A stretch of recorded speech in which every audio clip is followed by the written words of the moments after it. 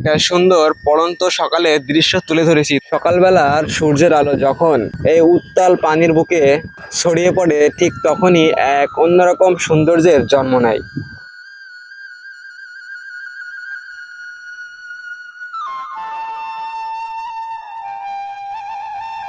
আকাশে মেঘ থাকার কারণে সেই সূর্যটা লুকোচুরি খেলছে, একবার মেঘের আড়াল থেকে বেরিয়ে আসছে আর একবার মেঘের আড়ালে আবার ডুবে যাচ্ছে।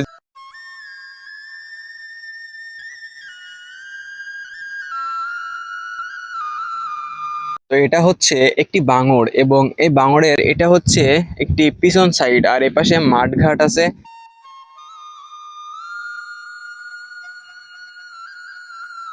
এবং মাঠের বুকে আছে খেজুর গাছ, যা প্রকৃতিকে সবসময় সুন্দরভাবে ফুটিয়ে তোলে আমাদের চোখে।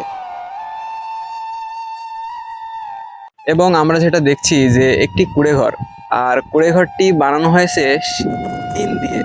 কিছু বাঁশ আছে, যে বাঁশের দ্বারাই খুঁটি বানানো হয়েছে। একটা সিঁড়ি তৈরি করা হয়েছে এবং এই সিঁড়ির সাহায্যেই কিন্তু ওপরে ওঠা হয়।